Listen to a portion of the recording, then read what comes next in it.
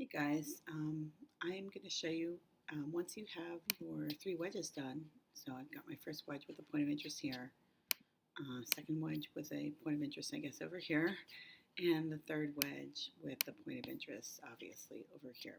So you have to decide which one you want to use for your final mandala. I'm kind of liking this red bug, so let me show you how easy this is to do.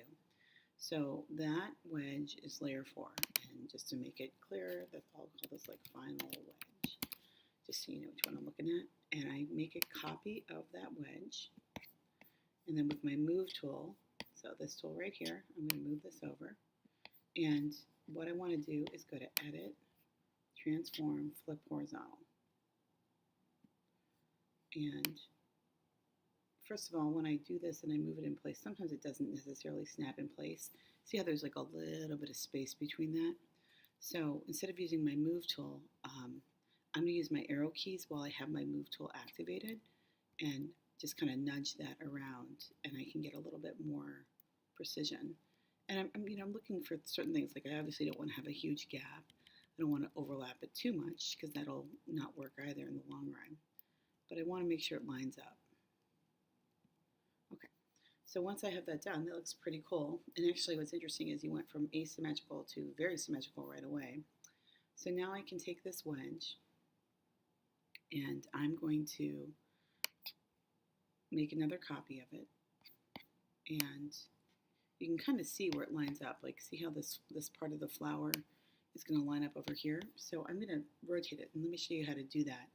Go to Edit, Transform, Rotate, and then go to the side. Now here's the trick. You have to hold down the Shift key.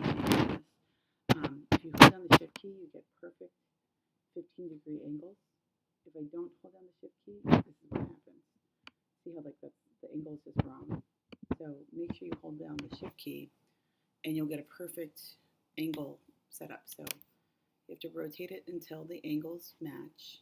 So if you're not sure, just kind of line it up, and obviously that's the right one. If it looks like this, you've gone too far, right? And now I can take that and line that up. And again, I'll use my arrow keys to match that up as best I can. That looks pretty good. And I hit the checkbox. So you can kind of see where we're going with this. This is the beginning of the mandala.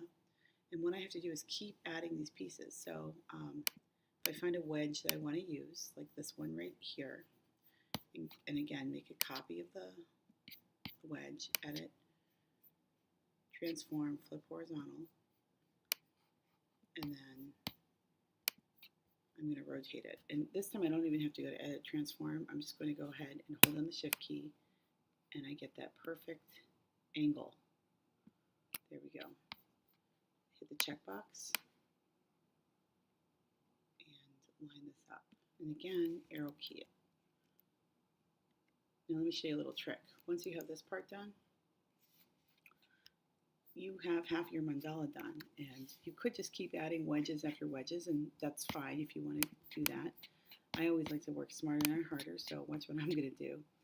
I'm going to take the whole mandala that I have here, all 4 wedges, make a copy of them, and then I have them all selected. You see that? So I clicked on the first one. Oh, let me go back and show you how I did that.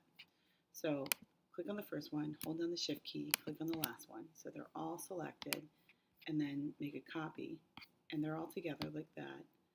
And now I'm going to hold down the Shift key, and I'm going to rotate them all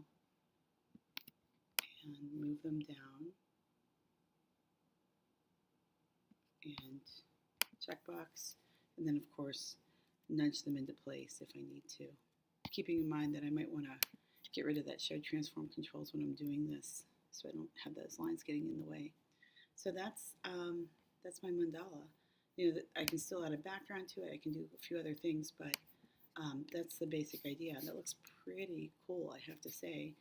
And I like how my point of interest sort of adds that extra level of attraction to this piece.